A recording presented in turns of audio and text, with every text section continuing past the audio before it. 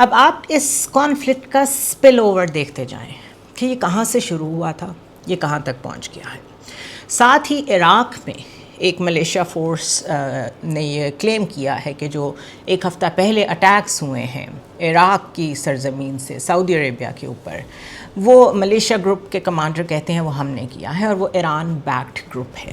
ابھی 2 مہینے ہوئے وہاں پہ نئی گورنمنٹ بنے ہوئے، اور پریزیڈنٹ ٹرمپ نے 30 سپٹمبر کی ڈیٹ اناؤنس کی کہ ہم فائنلی یو ایس کا جو وہاں پہ ملٹری فٹ پرنٹ ہے وہ بالکل ختم کر دیں گے، یعنی وہاں سے اپنی فوجیں نکال لیں گے. سپٹمبر بہت قریب ہے، اور ساتھ ہی وہاں پہ ایک گروپ نے یہ کلیم کر دیا ہے کہ وہ ایران کے بہاف پہ سعودی عربیہ پہ اٹیک کر رہا ہے.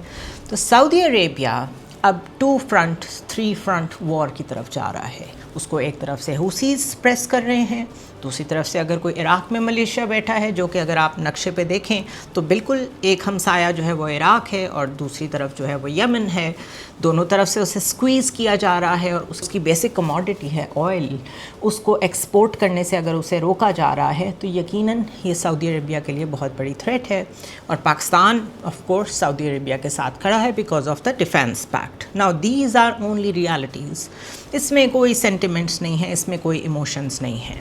سو ایک کانفلکٹ کو سٹارٹ کر کے مڈل ایسٹ میں جو سپل اوور ہے اس کا وہ عراق تک پہنچ گیا ہے. ہیونگ سیڈ دیٹ، سیریا میں اس وقت 40 to 45 گروپس موجود ہیں جو کہ ملیشیا فورسز ہیں، ملیٹنٹ گروپس ہیں.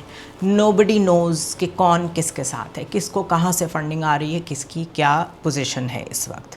لیبنان میں حزب اللہ تو موجود ہے ہی، لیکن ایک ڈیل کرنے کی وہاں کی گورنمنٹ کوشش کر رہی ہے اسرائیل کے ساتھ، جس میں جو یلو لائن ہے یا جو بفر زون ہے وہ مستقل نہ صرف ویسٹ بینک میں بڑھاتا جا رہا ہے اسرائیل، اپنی غازہ میں بھی بڑھاتا جا رہا ہے. یعنی جس کو وہ یلو لائن کہتا ہے یا بفر زون کہتا ہے وہ بیسکلی ایکسپینشن ہے.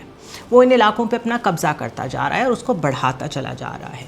Same is happening in Lebanon.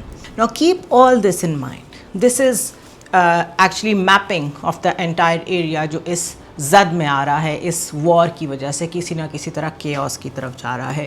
ابھی ہم نے جارڈن کی بات نہیں کی، ابھی ہم نے ایجپٹ کی بات نہیں کی، ابھی ہم نے کہیں اور کی بات نہیں کی.